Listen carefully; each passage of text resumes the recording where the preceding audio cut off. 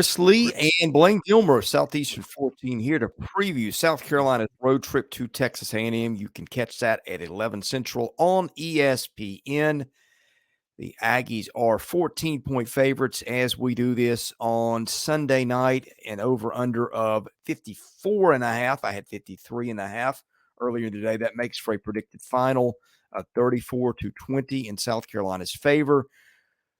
Other handicapping computers of interest, I guess, is a good way to put it, although that was the actual line. You've got FPI has got A&M a 14-point favorite, as does Sagarin with the home field advantage. SP Plus and team rankings have the Aggies as a 15-point favorite. Not a lot of variance here in this one. A&M had a week off, and the Gamecocks, Blayne, come off a very disappointing performance last Saturday in a loss at Columbia, Missouri.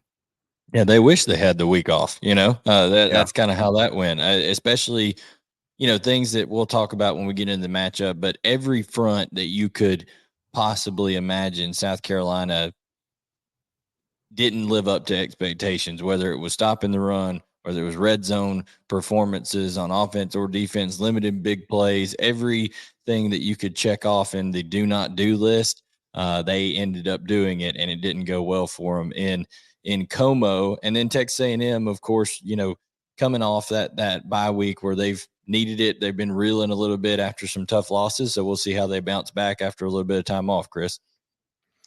When the Gamecocks have got the ball, they are throwing it 59% of the time, getting 6.9 yards per passing play, 4.4 per running play.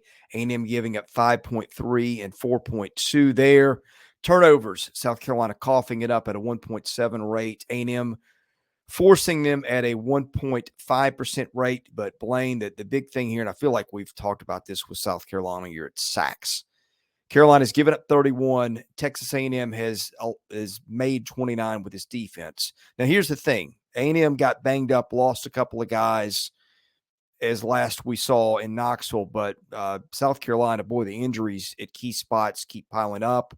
They're hurt on the offensive line. Xavier Legette got hurt in that game at Missouri. Juice Wells still out, obviously. Spencer Rattler, you feel like anytime that game's over, you're just lucky he's alive at this point.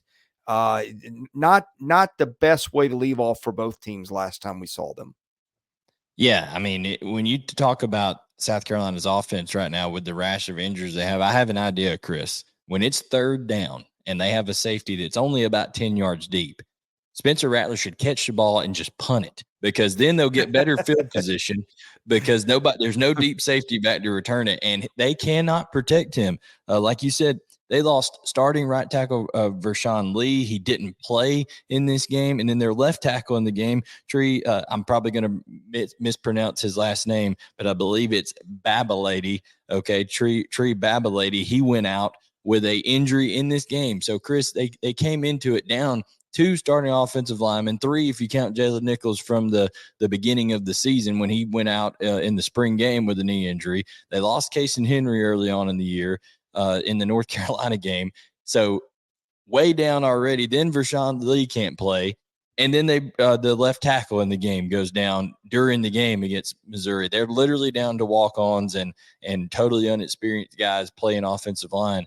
I don't know how much more analysis we can give it. They couldn't run the football. I think total, when you didn't account for sack, like we took the sack numbers out of it, they did rush for 117 without the sacks included in against Missouri, which is okay, but nowhere near enough. And a lot of that came in the second half of things after Missouri had kind of backed off the gas a little bit there. But I'm just telling you, I think running the ball is going to be virtually impossible versus Texas A&M, even with Texas A&M allowing Tennessee to run for a lot of yards. That was in Neyland Stadium when that happened, Chris. And I know that Walter Nolan and Adrian Cooper, are dealing with some injuries and stuff, but my goodness, I just don't see any way that South Carolina is consistently going to be able to move the football. And we know how good that Texas A&M front seven is in terms of creating havoc, in terms of creating negative plays. I just appreciate how you brought the quick kick back to life. I didn't Didn't expect We to be used to do it talking all the about that. time, man. When we were facing a team in my high school, there when I was coaching and stuff like that, when we were facing what we referred to affectionately as boy dogs on the other team, and it was third down, we said we're just going to go ahead and punt this thing, get some field position on this deal. So, hey, word to the wise, Beamer ball, you go ahead and use it. Quick kick on third down. Well, it hasn't gotten that bad yet, but we'll see how it looks after Saturday. I do worry about Spencer Rattler. Kid's had a heck of a year, but they just can't protect him. All right, on the other side of the matchup, A&M's offense 32.3 a game, South Carolina giving up 31.7. The Aggies will try to run it about 46% of the time, getting 4.9 per rushing play, 7.0 per passing play. South Carolina giving up 4.5 per rushing play, 7.7 per passing play. I think that's the worst pass defense in the league per passing play, which again accounts for sacks. A&M is a little turnover prone, 2.2% of the time. South Carolina forcing turnovers at just a 1.4% rate. I think the Gamecocks were about 1% better than that a year ago. Carolina not really a team that gets after the passer, and A&M does a decent job of protecting the quarterback. Of course, Connor Wegman done. Max Johnson will be the guy. We'll see how conservative they are with him. A&M's got a ton of playmakers at receiver and running back, as we've said all year. And I'm interested to see if this is a bounce-back game. Certainly the opportunity would seem to present itself with the way South Carolina has been unable to defend of late. Chris, I'm going to throw two numbers out, and I want you, they're just numbers, and I want you to tell me what these numbers represent. The number 7 and the number 5. What would those two numbers be? A good season for South Carolina at this point. Well, touche, but those are the numbers of touches combined in the last two games for Evan Stewart and Anais Smith for Texas okay. A&M. 7 touches in the Alabama game for Evan Stewart and Anais Smith combined. 5 touches combined in the Tennessee game. That is malpractice if you are Jimbo Fisher or Bobby Petrino. They have to touch the football more often than that. Also, we've talked about, and you talked about it even from the preseason. You were all aboard the Reuben Owens train, like, hey, this young guy can make plays. My question to you is, do you feel, and we see this a lot of times with freshmen who, hey, they're drinking through a fire hose early on, right? They're learning not only their football team, but they're learning their class schedule, they're learning the campus, all this kind of stuff, and things like that, and pass protections, all this kind of stuff at running back. Do you feel with the bye week coming on, maybe it's time for him to get a little bit more involved, because he is one of the most dynamic players they have on that team? Yeah, between that and the play calling, you almost wonder, is Jimbo Fisher trying to get fired and collect the buyout? I mean, Show me the money. It's not like they don't have dudes. I don't get it. I tweeted out the other day, somebody was talking about Jimbo, and I tweeted out the Jerry Maguire deal with with Tom Cruise, where he was yelling, "Show me the money," because that seems where it's headed right now. But that is a lot of money. Remember, $76 million. I think a little bit too much on the buyout there. So I think he's safe. But gotta let Bobby Petrino get the ball quickly. It seems like everything is so long to develop for Texas A&M is the thing. Get the ball out quickly to Stewart on some quick screens, on things like that. Hand the ball to Anais Smith. In 2020, he had 49 carries, Chris, as a running back. He's a hybrid guy. Get him the ball as much as you can and make things happen there. South Carolina, the main thing defensively is they have missed way too many tackles in open field.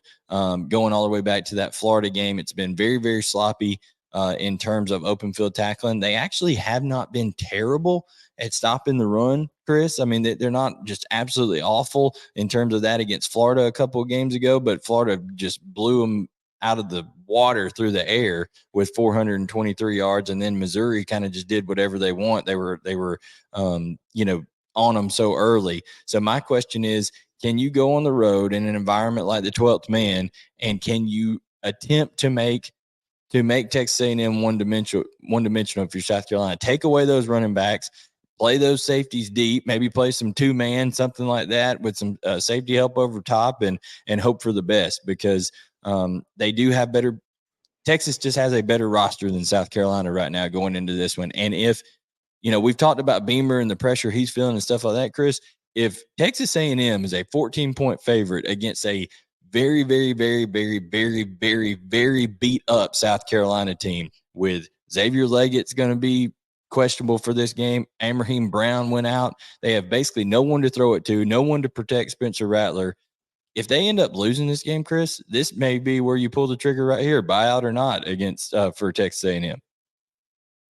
Yeah, what a crazy thing that would be. Hey, one other thing that caught my eyes, we're doing this, Blayne, and this is maybe a big stat for this game. Texas A&M's defense on the field an average of 59 plays a game. South Carolina's 72. 72 plays. That's a ton.